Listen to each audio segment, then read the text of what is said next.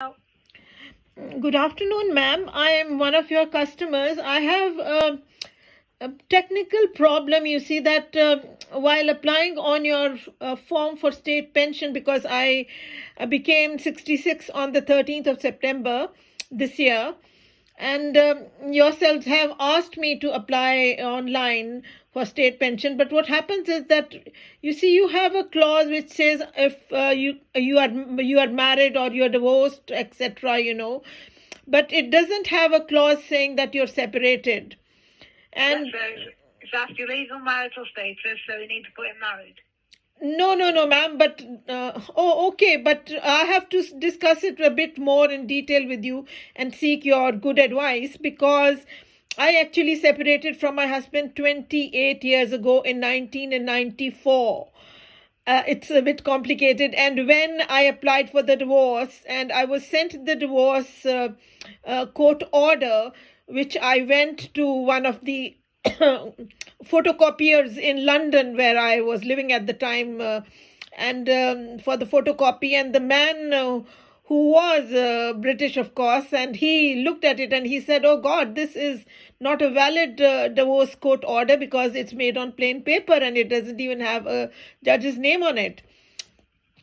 So you see, but he got remarried to another woman for many years now, for more than 25 years. So it is very difficult for me. What can I say if I don't say separated? What can I say? Because he's remarried to the other woman and the divorce never took place, even after which I applied again, but it never happened. Yeah, so you need to put legal married because you're still legally married. Then they'll ask what date you got married and who you married to. And if they've got any queries, they'll come back to you. Sorry, ma'am, I didn't quite follow. You'll need to put legally married because you haven't ever received any divorce papers. And then if they've got any queries, they'll come back to you. They'll probably send you an email that says, please phone us back to give us more information. But dear ma'am, I don't mind, of course, giving the full information. But you see, it in the clause, it doesn't give you space to write anything. It only says you have to tick in the, in it, and that's all it says. Yeah, but your current marital status is married, so you need to put married, and then it'll ask who you're married to and what date you got married.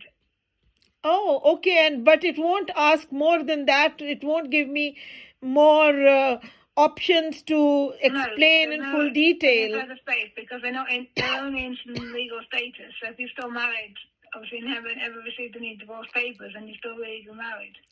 So because the divorce never took place, it would mean that I am still married, but he's remarried to another woman. He has a 25 or 26 years old son from the other marriage too, ma'am. Yeah, so as far as the form's concerned, you will need to put in married. And then if they've got any queries at all, they'll come back to you. Okay, ma'am. Ma'am, what is the email? If I can send an email, it would be so wonderful, ma'am. There is an email address. You'll just need to write, I would say, just complete the form, and then they will come back to you if they've got any queries. So you don't have an email to give me? There is an email address now. Oh, there is no email address. That would be so helpful so that I could put everything straightforwardly, into their good hands, like I'm speaking to you, ma'am, to clarify the situation. As I say, just need to submit the application, and then if they've got any queries when it gets to the pension process, they'll come back to you. Okay, well, what can I say, ma'am? This is very queer and a strange situation, you know what I mean? Because I'm not even in touch with him for so long and nothing at all. But of course, I am a British citizen and so is he. And so that's all I can say, ma'am. Okay, then your advice is, ma'am, may I take your name, please, ma'am, whom I spoke to? Yeah, my name's Louise and I'm on the online help desk. Absolutely wonderful, ma'am. Very grateful, ma'am. Okay, then. Thank you so much. Okay. So kind.